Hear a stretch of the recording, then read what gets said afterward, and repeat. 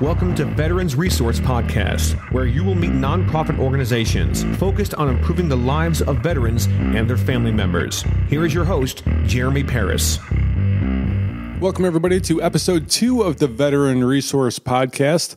Today will be our very first interview, and I am especially stoked that it's going to be with BR McDonald of the Veteran Artist Program. If you heard episode 1, then you know that Veteran Artist Program is where I got my start.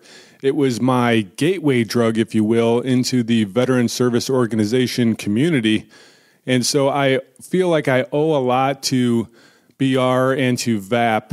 BR has been a close personal friend of mine and a mentor in many ways. And so, like I said, I am super stoked to have him on. And just to give you a little background on BR McDonald is the founder and president of the Veteran Artist Program, also known as VAP, and has a vocal performance degree from the University of North Carolina at Chapel Hill. When 9/11 happened, BR made one of the most crucial career decisions to do something bigger than himself and chose to enlist in the U.S. Army. He served as an Arabic linguist and special operator in the Joint Special Operations Command, deploying 7 times to Pakistan, Afghanistan, and Iraq for some of the toughest assignments with the most elite units in the military. After leaving the military in 2009, BR founded VAP and has now given voice to over 1,000 veteran artists in 5 years.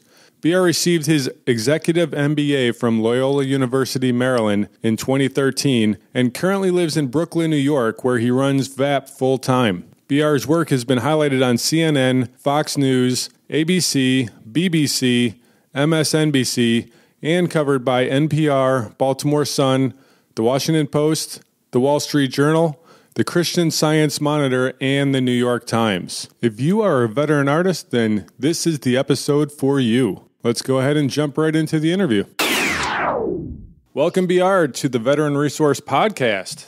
Thank you. Yeah, this is exciting. Am I like guest number 0 or 1, or how does that work? You are guest number 1. Yes. You are the very first guest, and as I mentioned before, the reason that I wanted to have you on first is because VAP was my start into the veteran service organization space, and you really helped to give me the education that I needed to get this podcast going. Well, I appreciate you bringing me on. This is exciting, and it's interesting because I don't think anybody else is doing it. I mean, it's such a needed thing. You know, obviously more and more vets coming home and trying to find places to land in different areas. So this is a huge opportunity. And yeah, I mean, you've been part of the VAP family for, I guess, 5 years now. So it has been. It's been 5 years. That's right. Pretty exciting. Yeah, crazy journey. So before we get into the Veteran Artist Program, I kind of wanted to find out a little bit more about you. So Let's go way back into your childhood.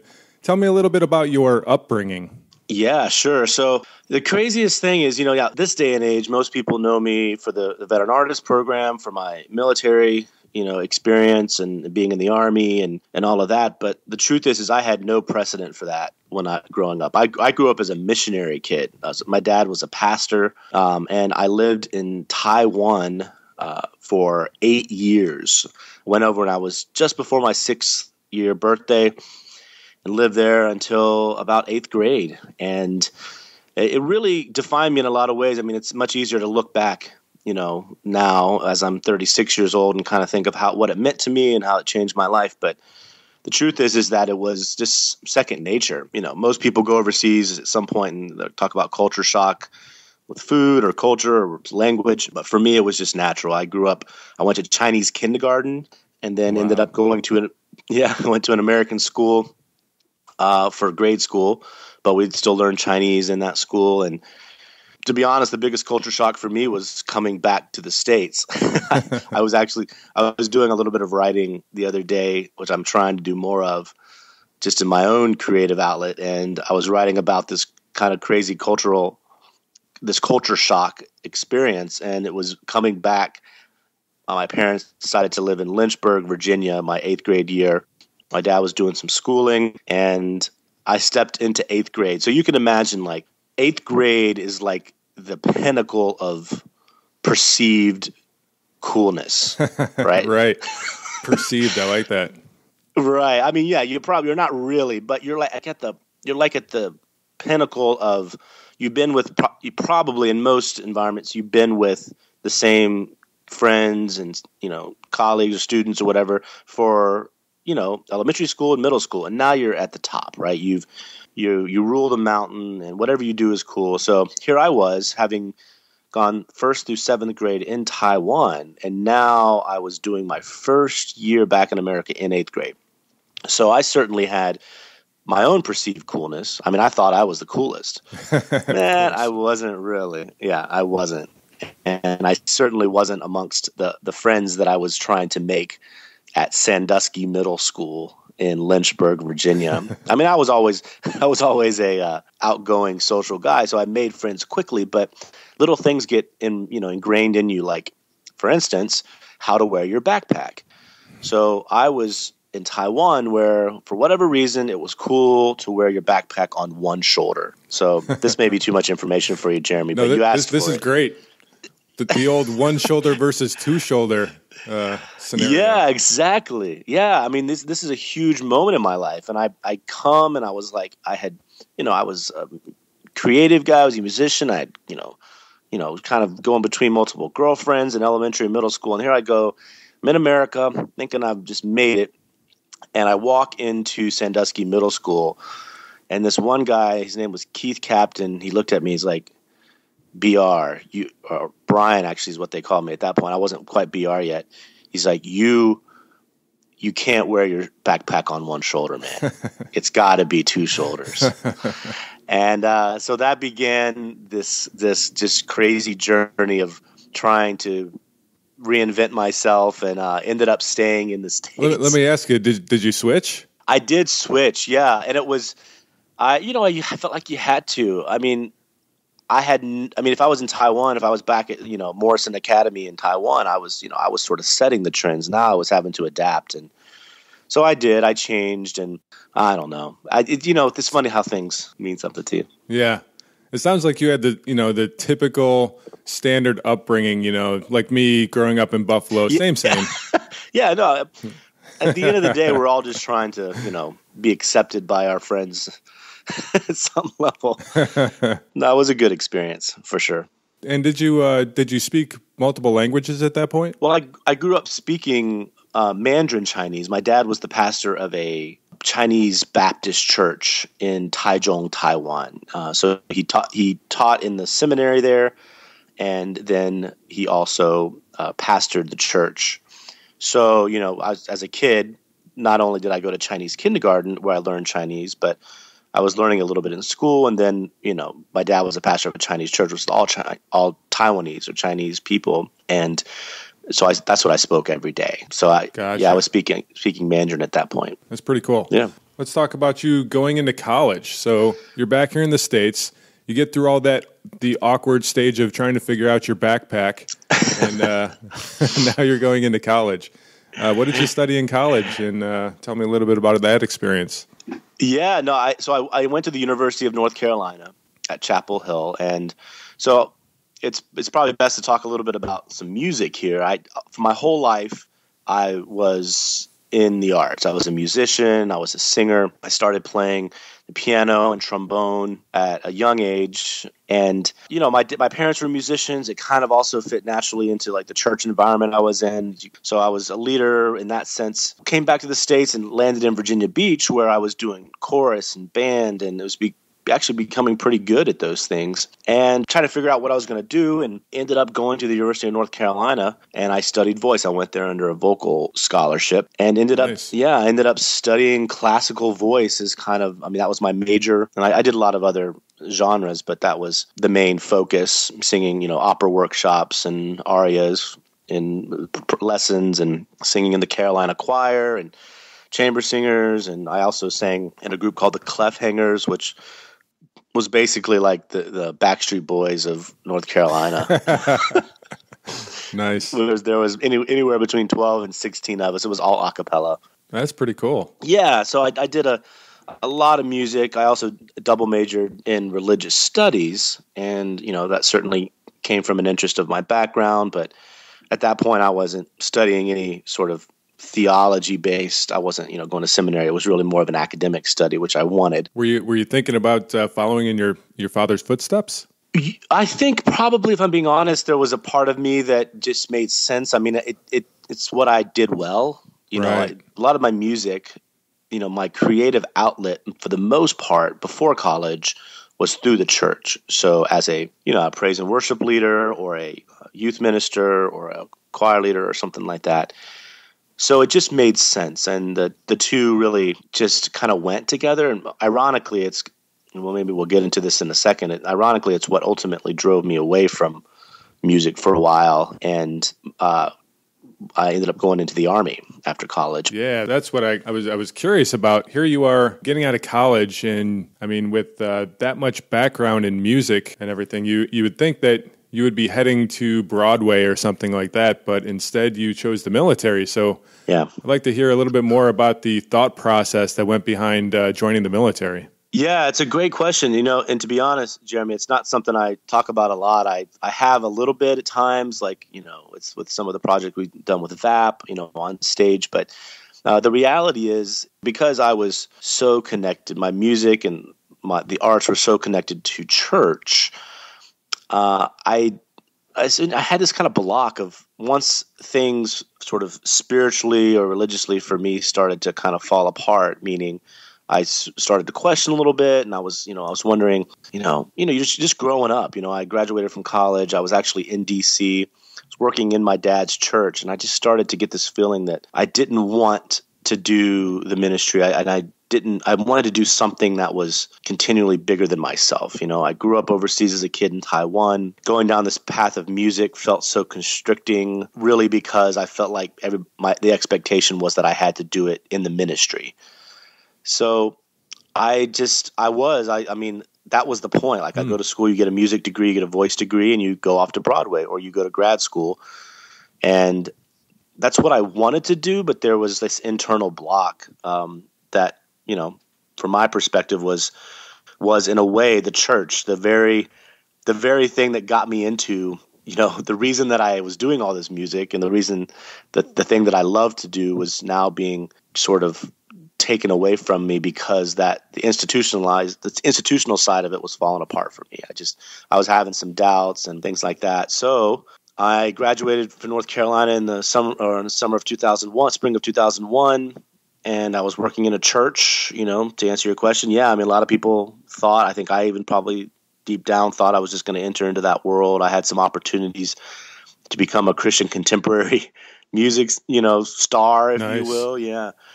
And something just changed all of a sudden. I was like, you know what? I don't know if I want to do that. And the interesting thing about life, I think, and I don't know, maybe this compares to the veteran experience too, is once you step away from something and like that has been the foundation of the things you love to do. In this case, the church, was the foundation for the music that I love to do. And while they were kind of one and the same, they were also separate in my mind. But once one thing goes away, it's hard to imagine doing another without building another set of foundation, another platform. Right. So, here I am, I'm 21, 22 years old, and I'm now not wanting to do the church thing or the ministry thing anymore, which was certainly a separation from what my dad was doing, or the expectations.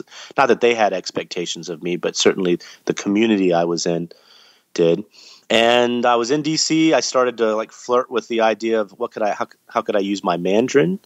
That's certainly a career option. Knowing a foreign language is a pretty cool thing. That definitely opens some doors. Yeah, it does. But I didn't know what that meant yet. And then all of a sudden I started meeting, the folks in DC, meeting people in the military, and they talk about being a linguist. And I was like, what? Oh, that sounds cool. And the military are pay off your college loans. Oh, really? Well, that's even, more, so, it just, life circumstances started to change a little bit. And so I actually started to look into it in the summer of 2001 and met with a recruiter and was kind of just socializing the idea, what it would be like. And then 9/11 happened. And it was for me, this very affirming reason to step away, ironically, from what I love to do, what I was so good at, to serve again.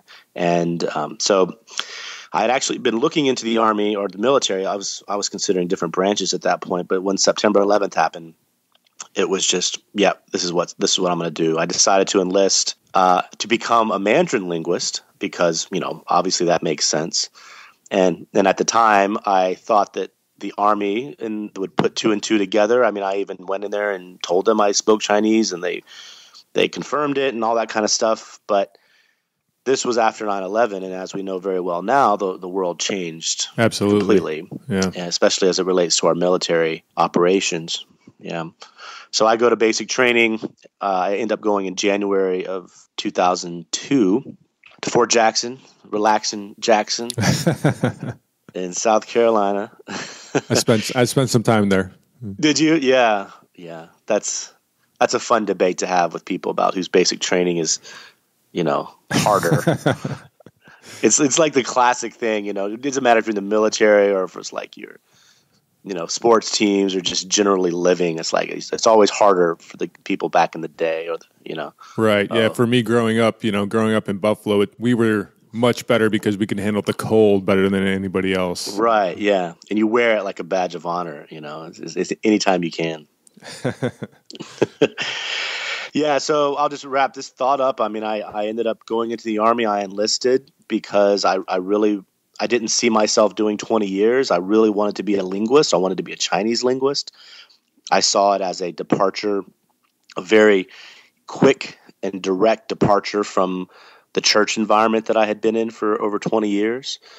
I like the idea of serving. I like the idea of doing. I had a college degree, so a lot of people were wondering why I wasn't becoming an officer, but it just didn't really interest me. And in order to become a linguist immediately, at least in the Army, with a college degree, you can kind of write your own ticket. Right. Versus being an officer, you have to become a captain, which is at least 5 years in the Army before you can go into become a linguist or something like that. So I go in and I go to basic training thinking I'm going to be a Mandarin Chinese linguist. Get to my 9th week of training. They give you your orders, which is that exciting moment. You're all sitting there on the floor of the bay and they walk around and they hand you your orders. And I'm sitting next to my good buddy, Rhett Hardy, who was in the same platoon with me. He had also come into the Army a little bit later in life. And I'm going to the Defense Language Institute, which I expected, and I read a little bit further, and you're going to study Arabic. And at the moment, I remember just having this overwhelming feeling. I think in most people's military experiences, at least once or twice, where you have this feeling of helplessness, like you can't control it. Like this is a big system, needs of the Army. Like you can try to call people, but who are you going to call when you're in basic training? Right. You are at the whims of the military. I built an entire career out of that. Yeah. I know. You tried to do a lot of different things. Yeah. So my first feeling was, this is so terrible. The expectation was that I was going to be studying Chinese. I already knew Chinese. I mean, you have a lot of time to think and ponder. In basic training, I had another 5 or 6 days, and it started to come clear. And by I think initially I was like, well, I get out there, and I'm gonna, I talked to all the barracks lawyers, right? Tried to figure out, well, what can I do here? But then it really hit me that this is a real opportunity. I already speak Mandarin, so if they're going to send me out to school for 2 years, then this is a great opportunity to learn another language. Not only one that's very useful generally, but it's a difficult language, and it's part of the fight. This is where the need is. Right, a good challenge for you. Yeah. So that's what I did. I mean, I can talk about the next phase, but basically spent 2 years, just under 2 years at the Defense Language Institute studying Arabic, and it was a great experience. Excellent. Well, I kind of want to get into the Veteran Artist program now. Sure. Great background on you. But for VAP, now you're out of the military. You're working where? I am working. So I was one of the lucky ones that I was transitioned right out of the military into a job that was very similar to what I had been doing. It was a company that had started with guys who were in the unit I was in. Oh, Yeah. So I was in a special operations, special mission unit in the Maryland area, and got out and immediately got hired and started to work as a contractor. So I was in the Maryland, D.C. area, and was still deploying, ironically. I mean, I deployed several times active duty, but now I'm going back as a contractor, helping some of the agencies and the DoD install systems overseas in combat areas that related to my field, which was signal intelligence. wow. So that's what I was doing. And so what brought you from that into coming up with the idea to start the Veteran Artist Program?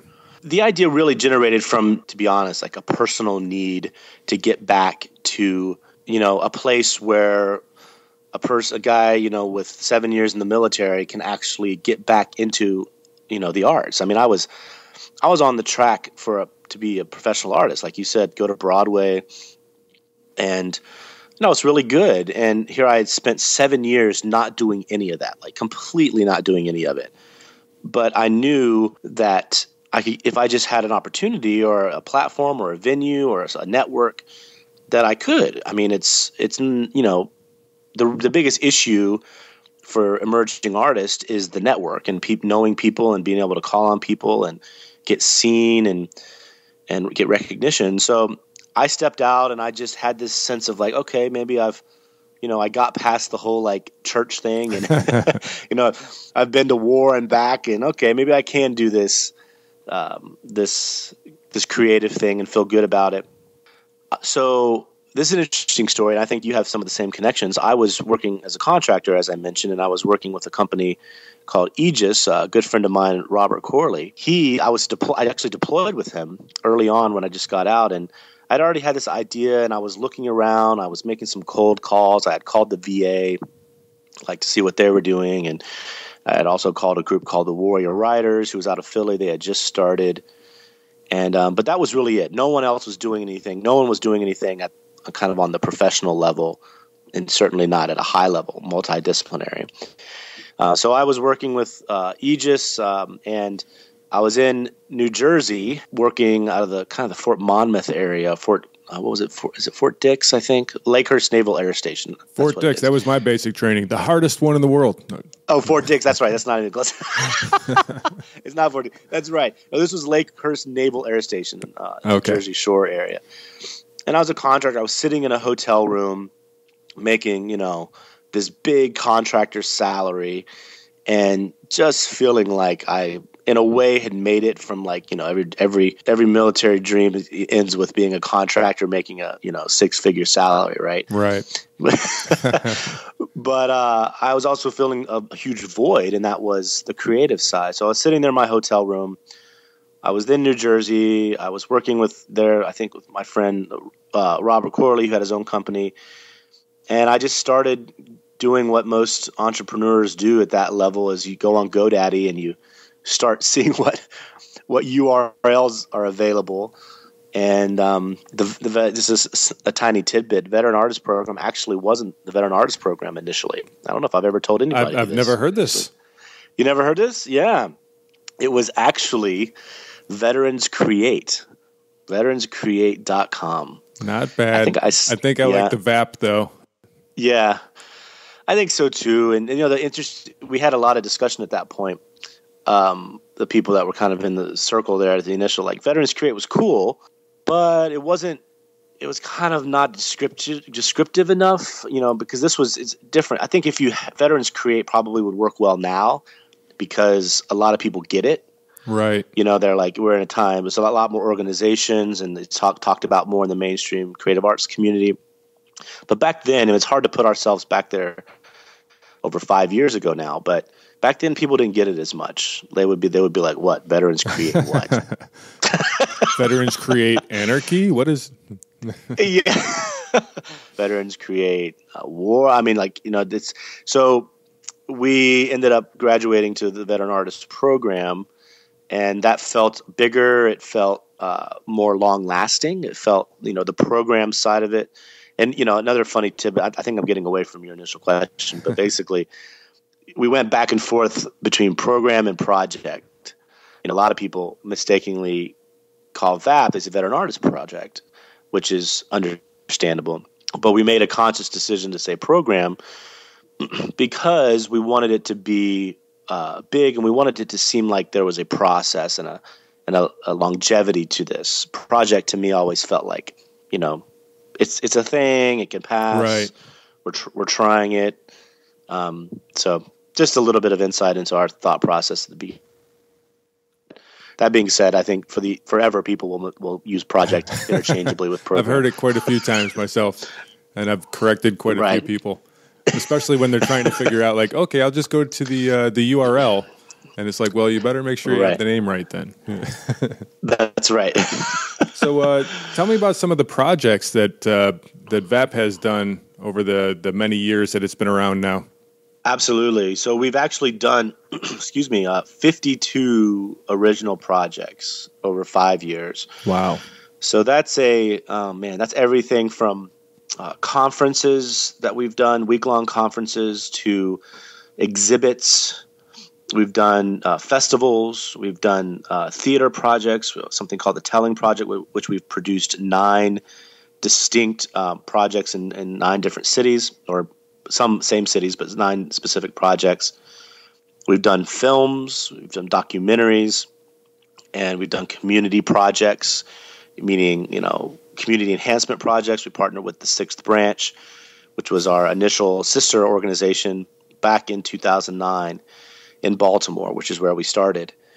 And so I would say probably most people know us for our 2 things. One is our productions of the Telling Project, which we VAP really kind of helped put that project into it's actually a separate organization, but we helped kind of build that organization on the mainstream level. So we've done projects in New York City, Baltimore, Washington, D.C., San Antonio, San Francisco, Austin, and it's just a great project. Jeremy, you were part of that project too. I was part of it for Baltimore Telling. What was it, last year? Yeah, 2014. 2014, and it was an incredible experience. I remember because what they do is they interview you and they pull your story out of you. They dig down and ask all kinds of questions, and then they take that and they turn that into a theatrical performance. And I've been around the Telling Project for many of them, Annapolis and D.C. and the first Baltimore one. So I got to see what people were doing on stage, and I always wanted to be a part of it, but I kept saying, I have no story. Right. And BR, you were the one who said, yeah, I'd really like you to go and interview for this. And I was like, well, for you, yeah, I'll go and do it, but I don't have a story. And when I went in there for the interview, Max was interviewing me, and he said, okay, well, we're just going to go over your story. And I said, I don't want to waste too much of your time because I don't really feel I have a story. And he's like, you were in the Army for how long? And I said, 10 years. And he said, yeah, I'm pretty sure you have a story. So how about if we go ahead and record this, and afterward, you can tell me whether or not you have a story. That's and right. By the end, I was amazed at what came out. Yeah, and I mean, the great thing about that project is that it is a process, and I think what you were feeling in saying that you didn't have a story is something that a lot of vets, men and women, feel, because you're for one, you're separated from, a listening audience a lot of times who is really interested in the nuances of your experience, and you tend to compare your story with other vets, like, oh, well, he deployed 7 times, so then therefore I have no story, or, he was a whatever, and, I didn't do that. And, that doesn't mean that you don't have a story. It just means that, yours is different and it's valuable. And what I love about the Telling Project is not only is it a process, like for you, Jeremy, to go through and frankly find your story or find your voice through your service, but it gives an opportunity for the audience of unknowing, sort of, I don't want to say ignorant, but ignorant in a sort of naive way, ignorant of the military experience. Right. of hearing from you, and you have something very valuable to offer them, even if you don't think it's a story. Just the fact that the fact that you were in for 10 years is something that most people can't experience. Right. And for me, what it was, I was in for 10 years, but I got out in 2000. So Right. I wasn't around for 9/11 and everything that came after that. And so I'm hearing a lot of other stories about people talking about, I deployed here, I deployed there, I did this, I did that. And I kind of felt like, well, compared to that, I mean, I didn't really do anything. But at the same time, I mean, every soldier has a story. And like you said, it's different from other people's. Yeah, it is. And, it's kind of the whole, I mean, we may not be able to get away from it. You're sitting in the team room, or you're sitting with your platoon, or you're sitting at the bar or something, and everybody's going to, kind of the no shit here. There I was.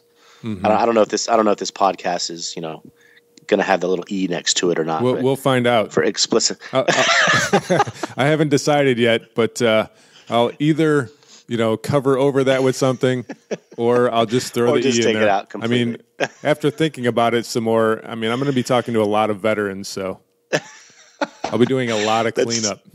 That's true, and we communicate best when we're using 4-letter words. So maybe, but yeah, no. So I mean, VAP has done a ton of projects, and I think more importantly for us, it's in our name, it's in our mission, is we worked with over 1,000 veteran artists, and we look at the veteran artists, and we define that as veterans like myself who had a love of the arts before and who were doing it intentionally. Artists who found it while they were in, or maybe did something in the creative fields while they were in the military. And then those artists who get out and are finding the arts through transition, maybe through therapy or through healing and some capacity like that. So we try to make sure that we're serving all of those different profiles of veteran artists. Right. And so, speaking of projects, what projects do we have in the bin? What projects are going to be coming up for VAP? Yeah, no.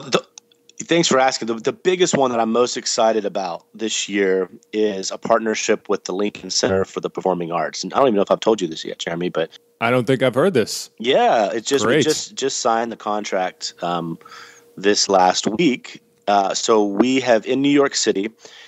I moved up there in 2013 to kind of take the organization national, and we've since had Veterans Day shows at the Fashion Institute of Technology the last 2 years.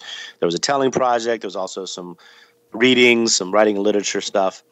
So this year, because of our profile and the success that we've had, we are doing it with the Lincoln Center, which is just a huge name, a huge brand, a huge opportunity, and most importantly, for our artists across the country who will be participating in it, to be able to have a platform like that, it's just a huge win for us.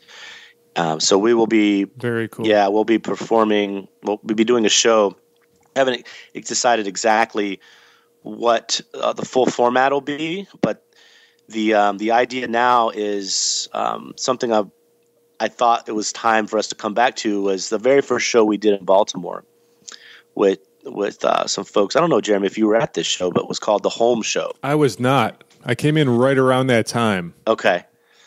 That was the very first show we did, and some of our good friends, Josh Davidson and other people, were there. And that was the very first thing we did. It was 5 artists who happened to be in the veterans, and I asked them to come up with their interpretations of home. What does home mean to you? And we did a show at the Creative Alliance in Baltimore, and it was a huge hit, and that kicked off what is now over 50 projects 5 years later. But, I've always loved that idea. It's something that's very personal to me. So we're going to do the home show, but we're going to do it at the Lincoln Center on November 12th of this year. It's a Thursday night. And we're looking for partners. We have the artists that we're going to kind of fill into those slots, but we're looking for partners and sponsors and people to help us make it happen. So that's the one I'm most excited about this year. That sounds very exciting. I'm looking forward to that coming together. One thing we're doing this year, and as we move into the next phase of VAP, is really focusing back with our artist and reinvesting in our artist. So as I mentioned, we have over 1,000 artists that we've worked with in 5 years. And the next phase for these artists is trying, frankly, to make a living doing it. For a lot of them, many of them, they want to see if it's possible to get their stuff out there. And, some of them have come through the Telling Project. Others have come through our Pentagon exhibit that was up for a year. They've been part of documentaries. They're filmmakers. They're writers who have, written screenplays and manuscripts. And so the next phase really, and what we need to be doing, is helping them achieve that. So we're moving away a little bit from our production model and moving more into curating and helping these artists get their work out there. So that is manifesting itself in a lot of different ways. But one thing that I'm really excited to see is that mainstream corporate brands like national beverage companies, fashion lines, event management companies are reaching out to us and saying, hey, we want to work with veteran artists. In other words, we want to employ them to create, to sing, to make movies, to produce, to whatever, and they're coming to us to find them. So this year we're going to be actually partnering with a national beverage company. One of our artists has already started creating an exclusive military label for them that will come out this fall. We're also partnering with a new men's fashion line that's coming on. I'm being sort of purposely vague, unfortunately.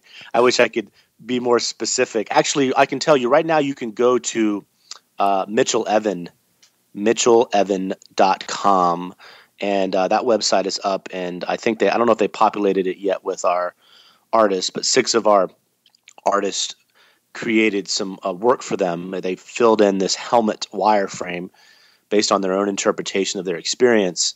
And that artwork is going to go on an exclusive T-shirt line for this label, for this fashion line in 2016. That's great. And they're getting paid. The veterans got paid for this. And the cool thing is that these brands and they're not only paying the veteran artists, but they are seeing the value of working with veteran artists, not just in the story. Of course, it's the story, right? Everybody wants to support veterans, but also in the creative itself. And I can tell you with this national beverage company, they are just over the moon. I mean, they had no idea. It's like an aha moment for them. And we see that a lot of oh yeah, veterans can be artists too. Right. And really that's the point, right? That's why VAP exists. And in order to stay innovative and to stay ahead and to continue to add value for our veterans, we're moving into that phase of helping them emerge in the next phase of their creative careers. Well, I know that there are some listeners out there who are veteran artists whose ears perked up a little bit when they heard, wait a second, these veteran artists are getting paid for their work? Because a lot of times when there's organizations out there helping veteran artists, it's, we can help you do art for healing and help you with PTSDs and things like that. And while that is great, I know that getting paid for your work and being able to do art as a career is something that a lot of veterans are looking for. Right. It is. I think it is. I mean, we've certainly seen that. I mean, anytime we put something on social media or we put something on the website and it involves submitting with the opportunity to showcase their work or certainly get paid for it, it's a overwhelming response. So to me, that shows that there's a huge demand for this. There's a lot of artists out there who happen to be veterans. And what I know organizationally is that there's a lot of people willing to pay for it. And that's the great, supply and demand, right? That's what we want. And as artists, that's where VAP is filling the gap, is that we are out there literally on the front line for veteran artists, creating opportunities. And I really think that that's what sets us apart from all of the other organizations. Right. One, I say this as the founder, but I think it's true, is that VAP is really credited with creating the veteran artist space as we know it. When we started, there were just a handful of organizations doing some niche things, but not on a mainstream level. So we've really driven that discussion, and now we're at a place where we can drive it again. And VAP, as far as I'm concerned, will always be on the front line for the artists, and fighting for the opportunity and the dream to become part of the discussion. And that's what we're doing this year. And yeah, I mean, we try to differentiate ourselves a little bit from there's a lot of value in the art is healing and the therapeutic side of it. And I think any artist who's being honest will talk about the therapeutic value of the arts, regardless of what you're doing. Right.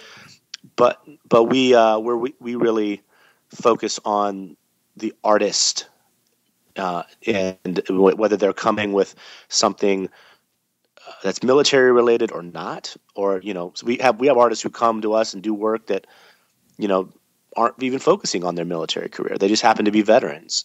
And that's okay. And we also have artists who come to us that are sort of going through and working through a lot of things about their own transition, and that's great too. But our job is to provide a platform and opportunities for the artist. Excellent. And I think that this is a great place to break into the final three. The final three. Oh, man. Hope you're ready for this. This is the three questions that I'm going to be asking every guest that comes on the show. So without further ado, question number one. Here we go. Who would you like to hear on a future episode of Veteran Resource Podcast?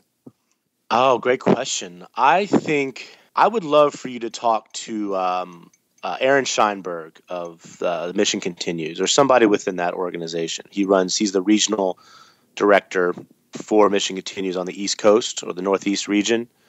He's doing a lot of cool things. Went to Harvard, West Point, doing some just awesome things. I think you should talk to him. Excellent. For sure. He's a great guy. I've worked with him before. Cool. Okay, question number 2. What upcoming project has you fired up right now? Well, I mentioned it briefly already, but the biggest one that I'm excited about is this national beverage company. I wish I could talk more about the brand. I just can't. But I'll tell you this: it's actually a liquor company who has come to us and has worked with one of our artists to create an exclusive military label that'll come out. I think it's like 50,000 cases will be sold and distributed with our artist's artwork on it, on the neck label, on the front label, on the back label. VAP is a direct recipient of proceeds from the sale of this product, and it's coming out, launching about Veterans Day 2015. So I'm really excited about that one because the artist who his name is Sean Ganther, actually. So I can certainly say that he's one of our artists. He came through the Pentagon exhibit and worked through his creative as a source of healing initially for post-traumatic stress, and then now is looking to transition into a career in the arts, and now he's getting paid for it through projects that VAP brought to the table. So it's just such a great story, and I'm really stoked about that. Very cool. I think there's going to be a lot of veterans out there that will be looking for that bottle when it comes out. Yes, absolutely. Okay, this is the last question, and this one is going to stretch your brain a little bit. If you woke up tomorrow and you found out that somebody made an anonymous donation of $10 million to your organization, what would you do with it? Oh, wow. Man, I think first of all, I'd probably cry for like 2 hours straight, just with tears of joy. But two things I think come to mind right now. One is I would use some of it to build capacity within our organization. That's what we need the most right now is, full-time staff to help us build and do the things that we want to do across the country.